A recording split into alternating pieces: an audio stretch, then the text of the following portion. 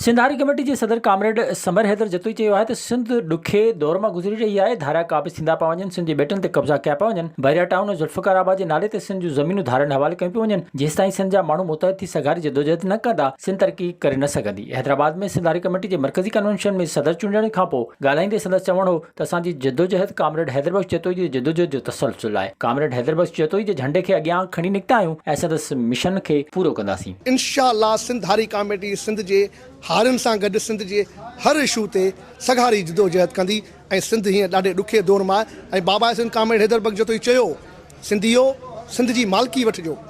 अॼु मालिकी वठण जो वक़्तु अची वियो आहे। जे सिंध जा माण्हू अॼु बि मुतहद नथा थियनि, हिकिड़े प्लेटफॉर्म ते नथा बीहनि त सिंध सिंधियुनि जे हथनि मां निकिरी वेंदी ऐं सिंध में सिंधियुनि सां फ़लस्तीन वारो हशर थी वेंदो।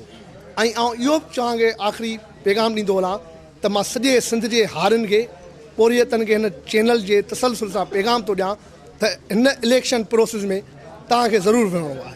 हार जीत मुक़दर आहे। कन्वेंशन के comrade Idrees Barohi, Qadir Bakhsh Seelo, comrade Hukum Channa, comrade Ahmed Nawaz, इनकलाबी एडवोकेट एजाज शर ऐं ॿियनि पिणु ख़िताब कयो। इन मौक़े ते कामरेड हुकुम चंद खे सीनियर नायब सदर, मुबारक उस्मान खे नायब सदर, अहमद नवाज इनकलाबी खे जनरल सेक्रेटरी चूंडियो वियो। विज़िट कयो अवामी आवाज़ मीडिया ग्रुप जी वेबसाइट awamiawaz.pk।